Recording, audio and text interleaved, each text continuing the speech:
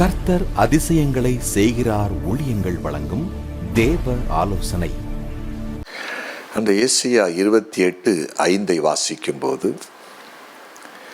வாசனம் சொல்லுகிறது, அக்காலத்திலே சேனைகளின் கர்த்தர் தமது ஜனத்தில் மீதியானவர்களுக்கு மகிமையான கிரீடமாகவும் அலங்காரமான முடியுமாகவும் இருப்பார். கிரீடமாகவும் அலங்காரமான முடியுமாக இருப்பார். இது உயர்வை குறிக்கிறது. உயர்வை குறிக்கிறது. கிரீடம் என்றாலே ஒரு உயர்ந்த ஸ்தானத்தை தான் காண்பிக்கிறது.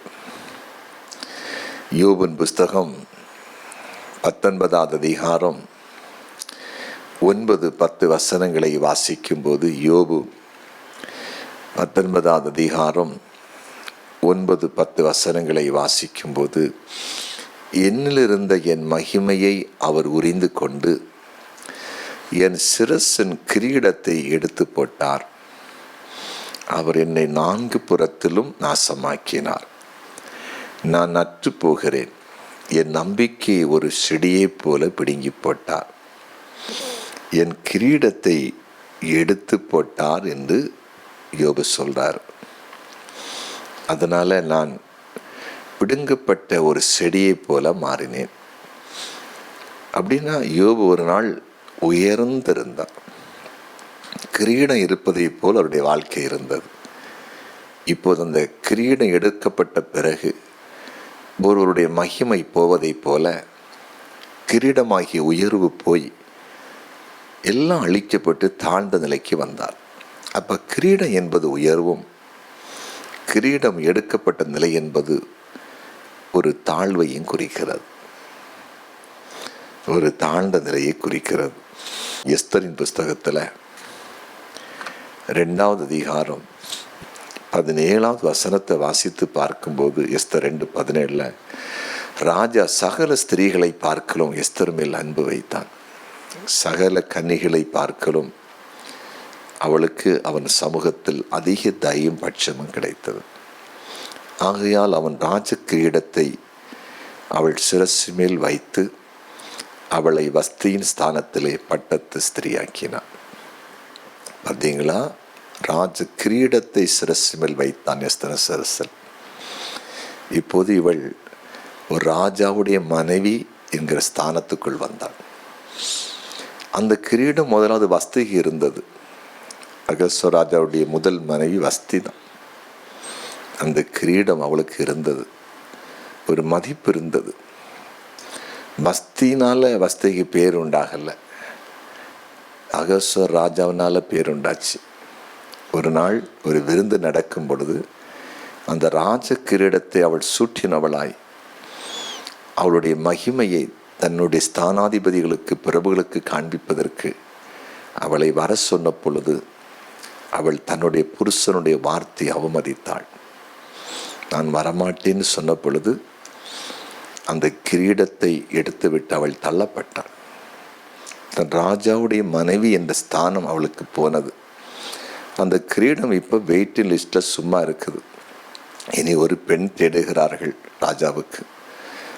அப்போது எஸ்தர் அவளுக்கு அகஸ்வர் ராஜாவுக்கு கிடைக்கிறாள். அந்த வஸ்தியின் கிரீடத்தை எஸ்தரின் தலையில் வைத்து அவளை பட்டத்து ராணியாக முடிசூட்டுகிறார்கள். இவள் தான் இனி அகஸ்வராஜுடைய மனைவி என்ற ஒரு ஸ்தானம் அப்படி அங்கே கொடுக்கப்படுகிறது. கிரீடம் உயர்வை கொடுக்கிறது. ஒரு ராஜஸ்தானம், ஒரு உயர்ந்த ஸ்தானம். தேசத்தை ஆளுகிற ராஜாக்கள் கிரீடம் எப்பவும் வச்சுட்டு இருக்க மாட்டாங்க. சிங்காசனத்தில் உட்காரும்போது, நியாயஸ்தலத்தில் உட்காரும்போது, ஒரு முக்கிய ஃபங்க்ஷன் நடக்கும்போதெல்லாம் அந்த கிரீடத்தை தலையில் சூட்டுவார்கள். ராஜா நகர் வலம் வரும் பொழுது தன்னுடைய தேசத்தை எப்போவாவது ஒருக்கு சுற்றி பார்க்க ராஜா வருவார், கிரீடத்தை வைத்திருப்பார். அப்போ சொல்லுவாங்க, தேரிலே அவர் அந்த காலத்தில், தேர் தான் அன்னைக்கு பெரிய வாகனம். அந்த குதிரை வண்டி அல்லது தேரில் அந்த குதிரை பூட்டப்பட்ட அந்த தேரில் போகும்போது அவர் கிரீடம் சுட்டினவராய் கடந்து போவார். புரிந்து கொள்ள. அப்போ கிரீடம் உயர்வை குறிக்கிறது. ஆண்டு நமக்கு கிரீடமாக இருக்கிறான்னா நம்மை கிரீடமான ஒரு உயர்வுக்கு நேராய் நம்மை நடத்துகிறார். நம்மை உயர்ந்த ஸ்தானத்துக்கு தேவன் கொண்டு வருகிறார். நீங்கள் வேதத்தை வாசிக்கும் பொழுது லேவியராகும் புஸ்தகத்தில் 21வது அதிகாரம் 12வது வசனம், லேவியராகமும் 21:12 வாசிக்க கேட்போம். பரிசுத்த ஸ்தலத்திலிருந்து புறப்படாமலும் தன் தேவனுடைய பரிசுத்த ஸ்தலத்தை பரிசுத்த குலைச்சல் ஆக்காமலும் இருப்பானாக. தன் தேவனுடைய பரிசுத்த ஸ்தலத்தை பரிசுத்த குலைச்சல் ஆக்காமல் இருப்பானாக. அவனுடைய தேவனின் அபிஷேக தைலம் என்னும் கிரீடம் அவன் மேல் இருக்கிறதே. நான் கர்த்தர் தேவன் அபிஷேக தைலம் என்னும் கிரீடம் அவன் மேல் இருக்கிறது. பார்த்தீங்களா, அபிஷேக தைலம், பரிசுத்த ஆவியானுடைய அபிஷேகம் நமக்கு ஒரு கிரீடமா. அப்படின்னா அபிஷேகம் எது கொடுக்கப்படும் தெரியுமா? ஒரு பெரிய உயர்வுக்கு நம்மை நடத்துவதற்கு. பரிசுத்தன் அபிஷேகம் வந்தாலே நமக்கு அது கிரீடமாக மாறுதாங்க. அதை நீங்கள் புரிந்து கொள்ளணும். ஆவியானவர் எதற்கு நமக்கு கொடுக்கப்படுகிறார், ஏன் நம்ம வேற தங்குறான்னா, கிரீடம் சூட்டப்பட்ட ஒரு ராஜாவை போல, ஒரு ராஜாத்தியை போல ஒரு உயர்வுக்கு நேராக சமுதாயத்திலே மற்றும் தேவனுக்கு முன்பாக பிசாசு எதிர்க்கத்தக்கதாய் அதிகாரம் படைத்தவர்களாய் உயர்ந்திருப்பதற்கு. அப்போ அபிஷேகம் ஒரு கிரீடம். நம்முடைய தேவன் அபிஷேகமாய் ஆவியாய் நம்ம மேலே வந்து அமர்ந்து நம்மை கிரீடமாய் மாற்றுகிறார். அந்த அபிஷேகத்தை நீங்கள் பெற்றுக்கொள்ளணும்.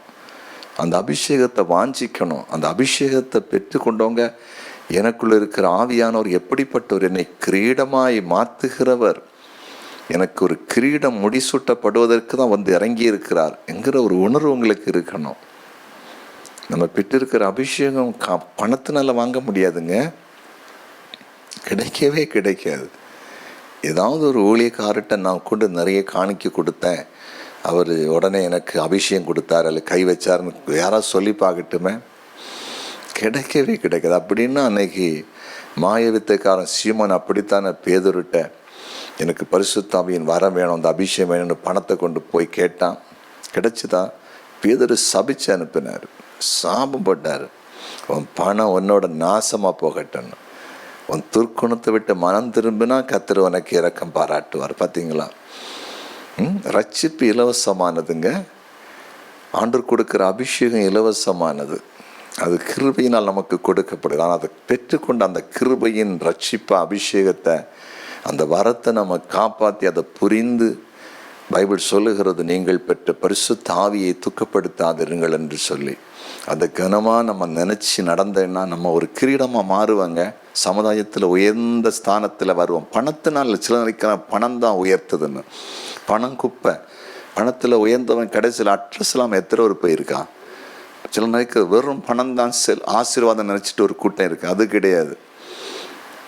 பணம் நமக்கு எல்லாத்துக்கும் உதவும். அது தேவையான நேரத்தில் தேவையான அளவுக்கு கர்த்தர் கொடுக்குறார். அதனால பணம் நம்ம பெரிய ஆசீர்வாதமானவங்க இல்லை. அது தப்பாக புரியக்கூடாது.